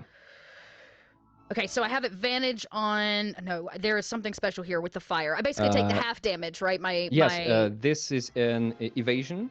Yes, that's the one I'm looking for. If you succeed, you ignore all the damage. You just Oh, you just okay. ignore it. Oh, ignore it, But great. if you fail, you get only half. Well, of that. let's see how we do.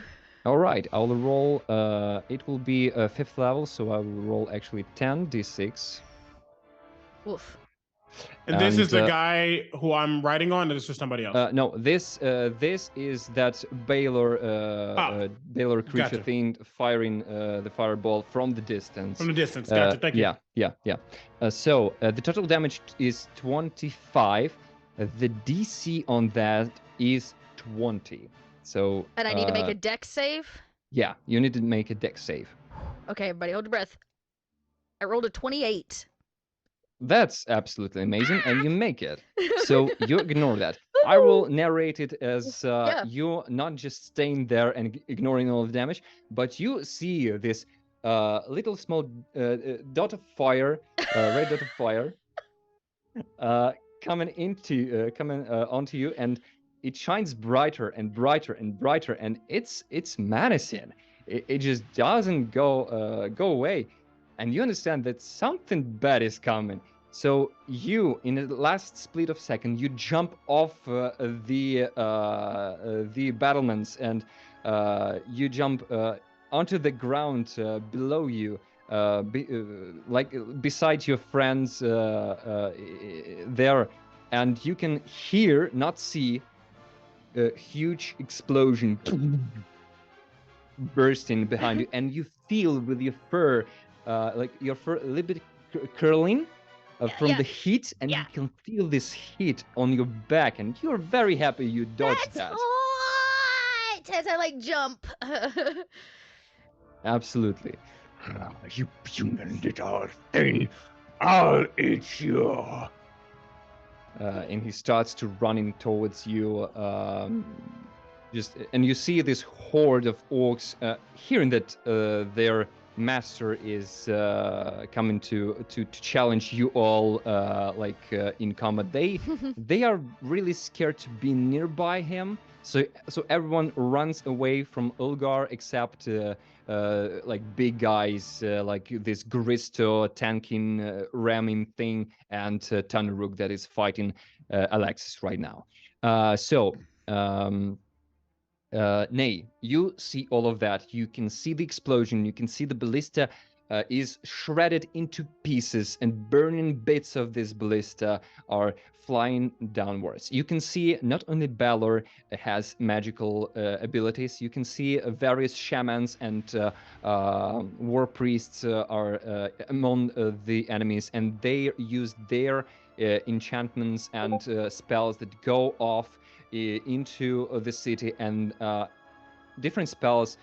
Some of them reach the soldiers. Some of them fly over and reach the actual city. You can see buildings explosions. You can see the streets are in hellfire, and panic starts to form behind you. In this panic, some people are trying to get help. Some people are helping others who got shot by enemies, and they're trying to get rid of the fire, to get people in safety.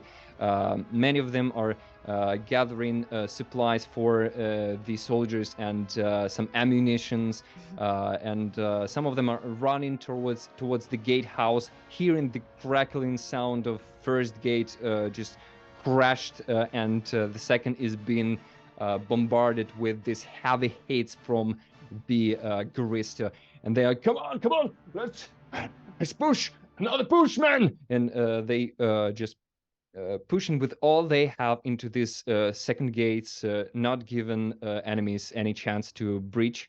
They're trying to do the best. What do you do in this moment? So I'm going to switch from my archer form into my dragon so I can hold my concentration. And since I am at level 13, I don't have to expend any of my bonus action for that. So as I am doing, you see this gold ethereal dragon come out and shield over me, and I'm going to cast call lightning, and I know that lightning was not effective on the big bad guy, so I'm gonna drop this cylinder thingy around all the little punier folks All right. who All right. are running out. Great. I think that this will also strike this the main villain, Olgar, as well. So it will Okay. just strike him as well. I will roll dexterity saving throws. Yep. I think Yep, this 18. will be 18. Yep.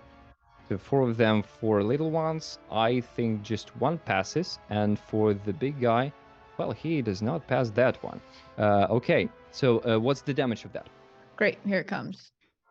And I'm also gonna cast it at 5th level, and I welcome to. also yes, go for it. Osmond? Olgar is who I'm writing. Yeah. No. Olgar is the big Balor guy with the whip. Oh gosh, I am okay. Okay, now I more things to make sense. Big boy is just the big boy. miniatures. No worries. Okay. I thank you. never love want to to. hit Osmond. Oz is Okay. good. Hit I never him. want to get him. He's very dexterous. Oh, maybe next time I will. So, okay, right. with that, I'm going to cast it at 5th level, and then since the storm is already brewing, I get to add an additional 1d10. Yes. So here comes the first set, and that's going to be 36. And then let me add 36. this additional d10. 36. Oh, that's 1. Well, that's 37 damage. 37. And even half of that will burn to dust all of the little ones, even the one who passed the saving throw. And it will actually help to deal half of damage, but half is not nothing, to the Ulgar. Okay, so half the damage of that. Great. That's your turn, or do you want to do anything else? I want to call down the damage and change the target as those have been disintegrated. I just want to call down to where the next, like as it's moving. Okay. And it will reach at the next round, or right now? On No, the next. Mhm. Okay, great. So you call upon the lightning, and the crackling sound of this flashy lightning comes downwards, and the thunder is so loud you for a second go like deaf a bit, like a little concussion, and you can hear this high pitch sound in your ears, and after that, after this lightning makes a huge explosion of little ones, demons, and orcish creatures. You can see through the dust that is up in the air, this Ulgar creature. It runs forward. This lightning just scratched his body, but he's determined to move forward, and he's starting to move in the air with his wings starting to form even a huge cloud of dust under him, and preparing to attack all of you as well. So this is your turn, Scamper. Right now is your turn. What do you do? Okay, so seeing all this happen, Scamper immediately kind of gets to their feet, notes the fire, and decides that now that he's broken through the first gate, we might be in a rough, position.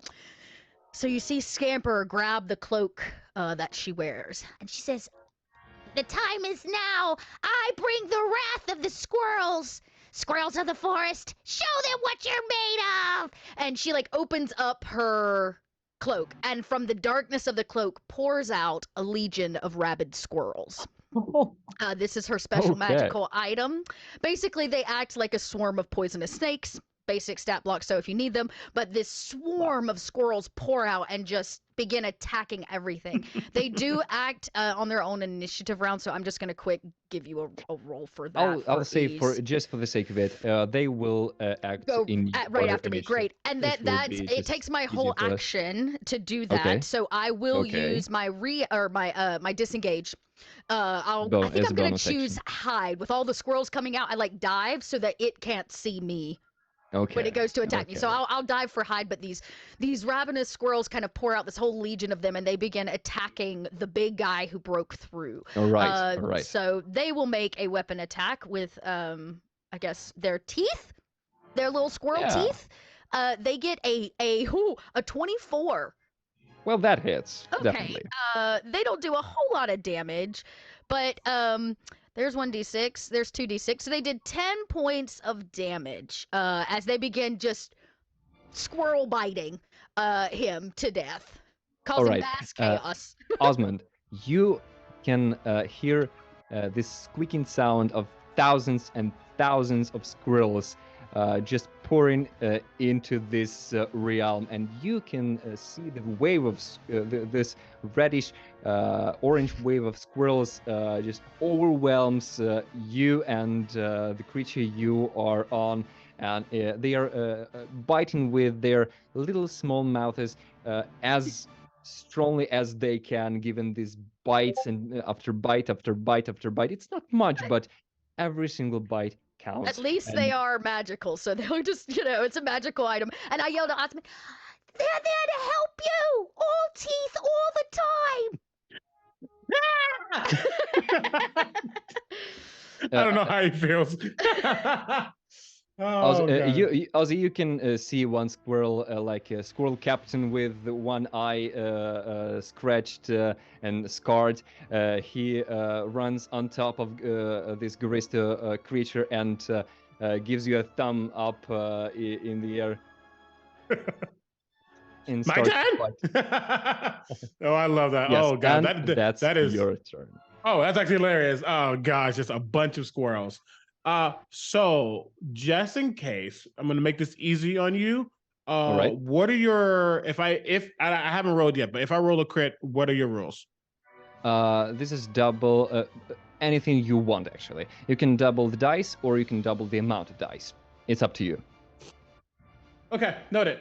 Because I'm just gonna go to town.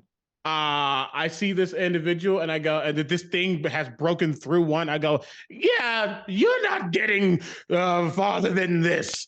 And I'm just going to start striking as much as I can. I'm going to end up doing 5 attacks because I'm going to action, bonus action surge. Wow, that's a lot. Okay, let's go. So, and because of my last attack, all of these attacks, because each one I'm going to get advantage from it, because I haven't been hit yet, so I don't need to regain hit points. So all these are going to have advantage. So just for my sake, that's a 30. Okay. That is a 20, not a natural 20, dirty 20. Okay, that also hits. That's a 27. That's Absolutely. a natural 20. Wow. That is a 21. Okay, all of them hit. One of them is a crit. Let's do those who just hit, and in the end, we'll do the crit one. Great. Because I luckily, D&D Beyond has a lucky thing. I can just roll all the dice here. So I'm going to do 1, 2, 3, 4, 5. I'm going to do it like, oh no, sorry. I'm going to do the crit last. 1, 2, 3, 4 plus, okay. That's going to be 19 plus 36 is 55 points of slashing damage. Okay. It's the first one, right? Those are 4 attacks. 4 attacks. 4 attacks. 4 attacks. Yeah, okay. I haven't done the crit yet. Okay. All right. So for 55 points of slashing damage, this is going to be 23 points of fire damage. You can, I'm sure that gets halved. Sure. And then 1, 2, 3, 4, 5, 6, 7, 8. Oh, I did it wrong. 1, 2, 3, 4, 5, 6, 7, 8. 49 points of force damage. Ooh, 49 points. My God. Okay. And then the crit, I'm just going to, you said double damage or double dice? Yeah, whatever you want. I'll just double damage for ease. Sure. So I like one, that. for ease, I'm gonna do this real quick because that's gonna make this 4 would be half to 2, double 4. So I'm gonna say 4 plus that.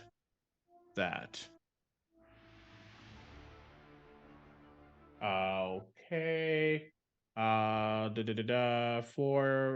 14, 23, 46. 46. Okay, I would love to ask you, how do you want to do this? I think I I'm like crawling as I slash too, because like ripping out parts of this thing's body. And then eventually the last one just rakes across this thing's neck and just rips out. So it just starts to bleed. He is like, I don't know if you like blood, little squirrelies, but drink up. They are bloodthirsty.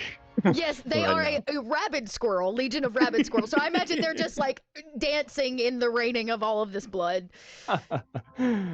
Nice. Okay, you're slashing through his neck, through his body, and actually his neck is almost completely destroyed by your attacks, and you can see it. It just falls onto one knee. It's still breathing. No. Yeah. Master won't be pleased. Sucks to suck. And you start to just pull his horns and pushing your legs and pushing with your legs his body other side from your from your body, and you just rip his head off him. Ooh.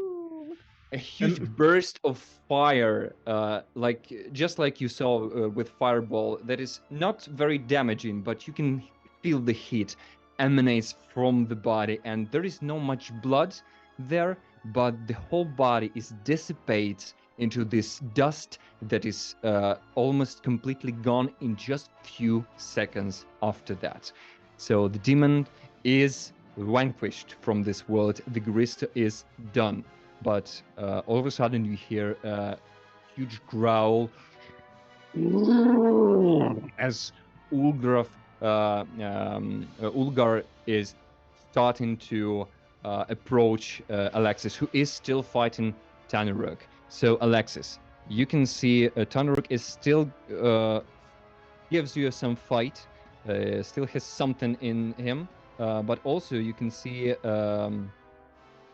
Ulgar is approaching to you. It's like 20-25 feet from you, and he's like hovering above the ground, not flying completely. Sometimes he's just so heavy, his wings, even so it's magical, it just cannot fully give him a power to fly. So he is just jumping and hovering for some time, and then landing with the crushing thump.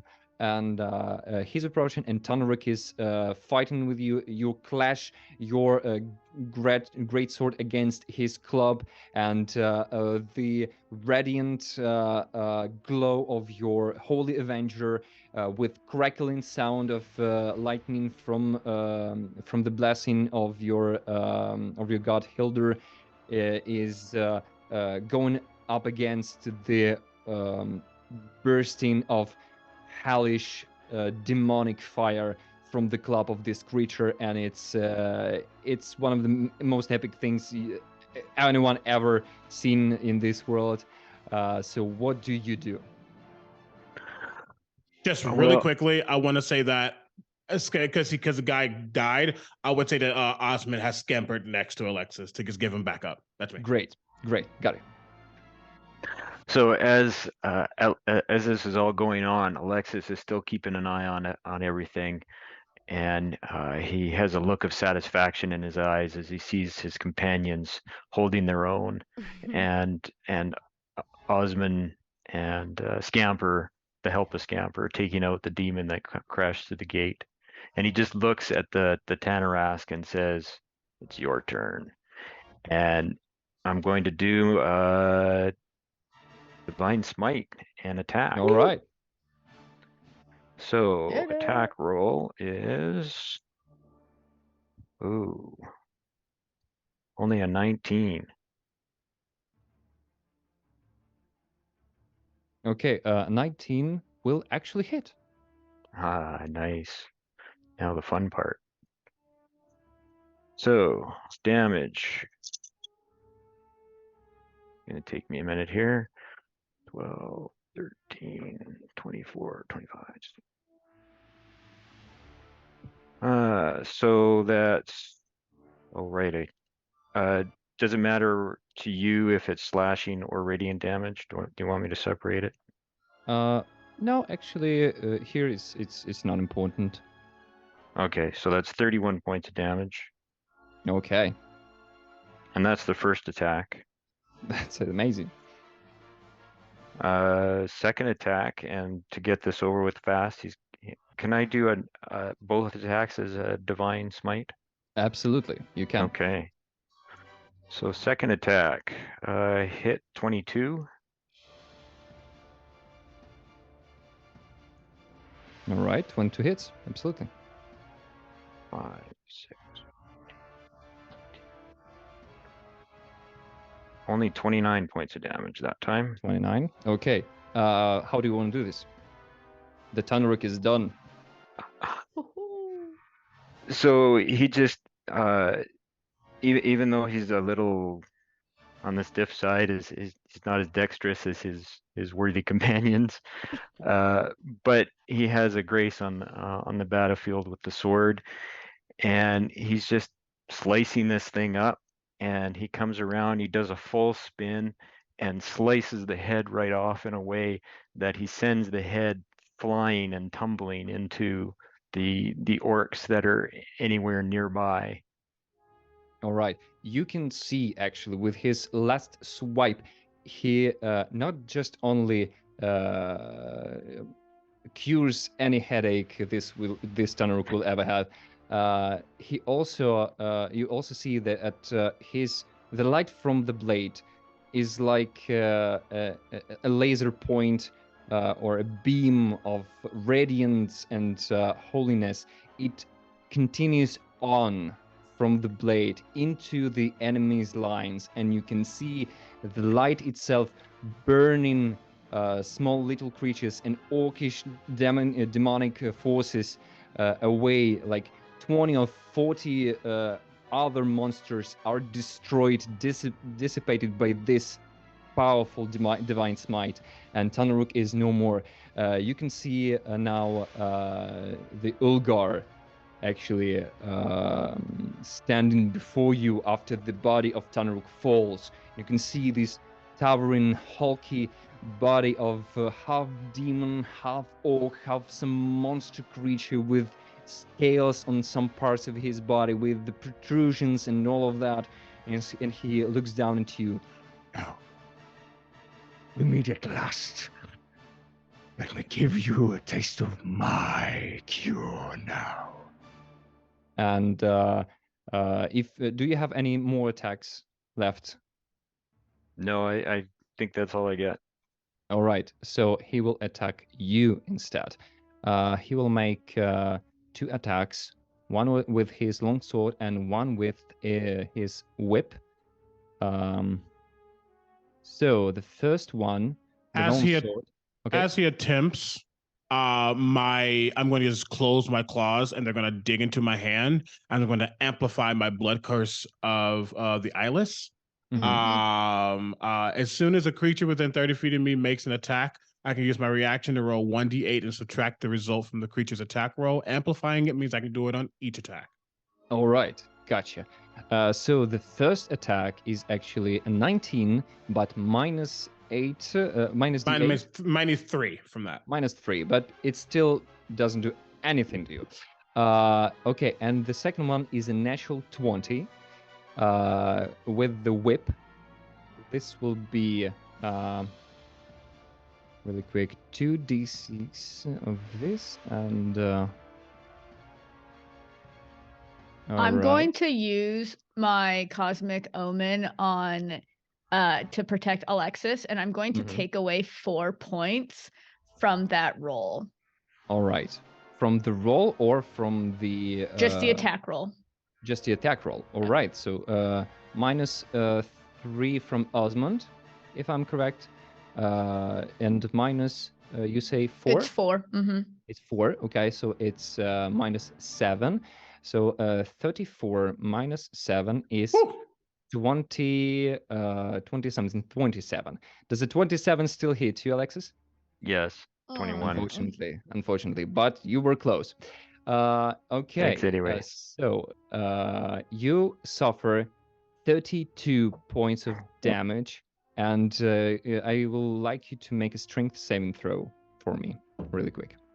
Okay. Natural 20. Wow, that's amazing. You can see the fire whip goes onto you, and it slashes and also goes around your neck. And with your sword, you are protecting yourself, so you're not just burned away with this demonic weapon. And the creature tries to pull you in towards him, and you just slashing with your Holy Avenger, ripping apart this whip, and it does nothing to you beside the damage you take. Okay. This is it for this Olgar creature, and we move on to Nate. Do you do anything on your turn? I mean, the bolt is still there, so I'm just gonna continue with my concentration spell. So it's a DC or it's a Dex saving throw of 18. All right. So the save is actually, well, not that high. 17, so it fails. Right. So we can do full damage. Sorry. That is going to be 30 plus 1 additional because the storm. That's 37. All right. 37 points of damage. It's lightning damage, right? Yeah. Yes. Mm-hmm. Great. Good. Scampa, it's your turn now. If Nate, it's all you wanted to do. Yes, I see Alexis out there, and Osmond like running to the big guy, and I've kind of been in hiding, and I get a nice spot, and I grab another arrow, and this arrow doesn't have a pointy tip; it's kind of blunt, and I pull it back, but it is magical, and I shoot off a deadfall arrow. Right. I've got to see if I hit before all the fun things happen. Great. I rolled a 25 to hit. That hits. Great. As it goes to impact his body, this tiny little arrow, it turns into this massive log, like wooden log. Wow. It's like lobbing this huge wooden log. And so it's going to take 3d6 bludgeoning damage. Wow. Upon impact, I'm just trying to help our friends out here who's out there fighting hard. 12 bludgeoning damage. I'm so sorry. It needs to make a dexterity saving throw, and then it will either take all of it or half of it. So it could take 6. All right. So it's like a 10. So no, not okay. Not does this it take? time. So it takes all of it, and because he's in combat with my friends, I haven't rolled my sneak attack damage yet. This will be the first time it's like fully available. So I'm going to roll that 7d6 for a little extra. So another 29 points of damage. So in total, it takes 41 points of damage. 41 points of As damage. this That is log amazing. comes out of nowhere and just slaps him in the face. All right, I will describe it like that. The arrow actually flies into his open mouth as he speaks these words to Alexis, trying to intimidate Osmond and all around. And he stops for a second because something got in his teeth. No, I will. And then it transforms into a huge log just bursting into his mouth, and he's trying to stay on his feet. What the heck is this wizardry? Ah, Pay for this, little one. I take the hide action. Ah! And he crushes the lock with his bare hands, determined to destroy you all. But now, understand that he's facing a very Yep. powerful force. Now, The Legion of Rabid Squirrels, do they get a quick attack on him? Yes. yeah, why not? Why not? Just for biting a his feet. quickie, yeah, just biting at him. Let me give this, see if they actually managed to hit him. They only rolled a 12 this time. Well, I'm sorry, a they're 14. trying They to rolled a hit, 14. but They're trying. They're they're there for a trying, good yeah. distraction, right? absolutely. This is just humiliating. You're not real heroes. You're not anything. What a bunch of pathetic squirrels. Now, Oz, If it's you time would, to slash. if you would let me, I would like to somewhat combine my turn with Alexis. Sure, um, yes. In this way, because to make it easy, my character is ///. That's all they do. Yeah. 3 attacks. None of them were under a 24. Well, that's great. Alexis, I want you now to roll your attacks and burst it with any smite you actually have. The damage I did in total Mhm. was 82 plus, what did I say? 82 plus 14 fire. So I'm assuming that's Okay. 7 fire. My intention is to slash and like to almost like attempt to open up like a gash in his chest, stomach area, Mhm. and be like, strike right there! Get him! All right, gotcha. Alexis, what are your Okay. rolls? And that's what I'll do. Attack roll, 18 and 12 is a 30 to hit. Oh, yeah. Dang. That's what I'm talking about.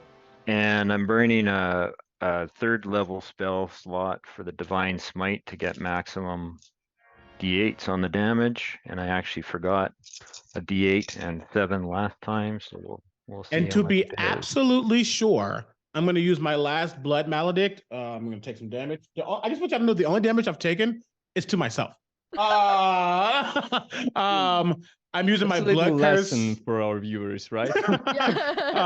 I'm using my blood curse of exposure. So when a Okay. creature you see within 30 feet takes damage from an attack roll, I can use my reaction to remove any damage resistances dealt by the triggering attack. So just in case he's protected by blood slashing or radiant, whatever, I'm removing it. So Alexis can just destroy.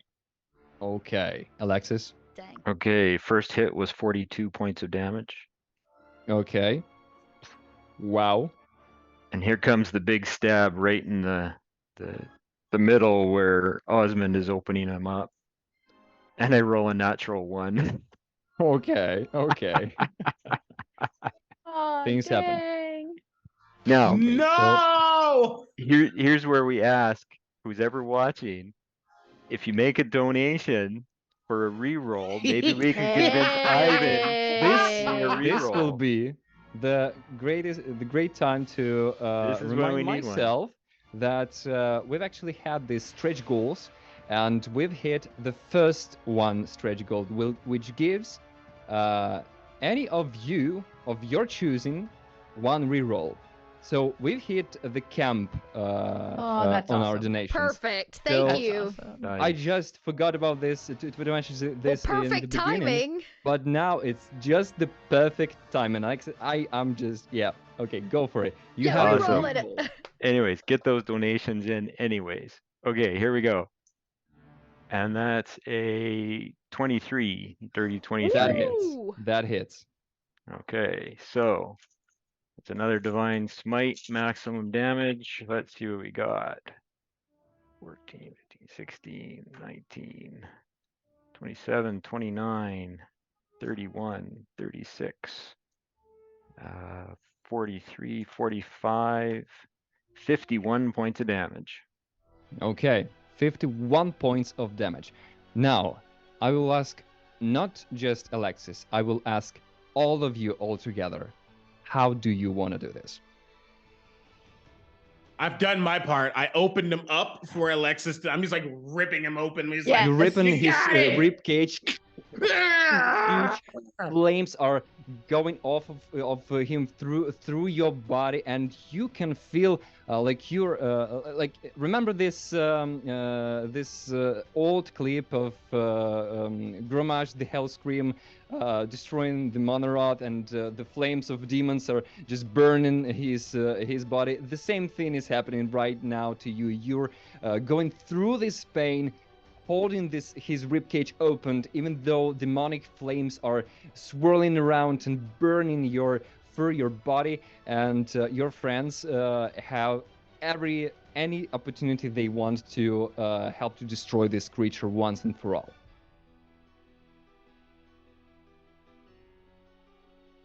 Sweet.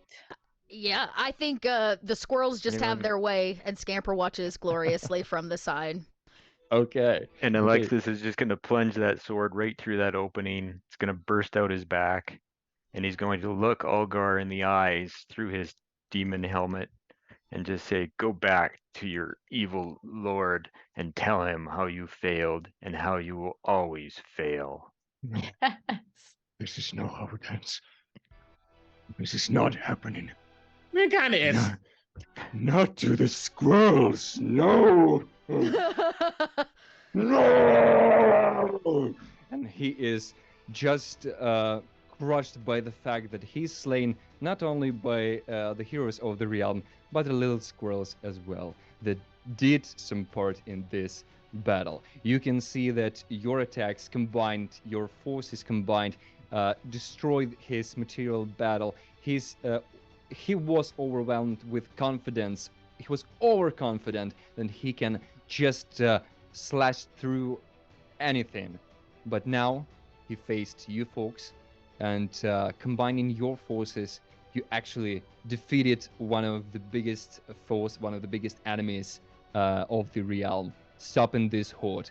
The horde is actually running away, and without its powerful and demonic leader, it cannot longer function. The demons start to destroy each other, eat each other, fight for the position in the army, trying to just climb to this ladder, and it's no use. The horde just envelops itself, and few more hours of violent battling and fighting back these waves and waves of creatures. You're destroying them, you're crushing them, and you all actually running them down the valley until they are so far away.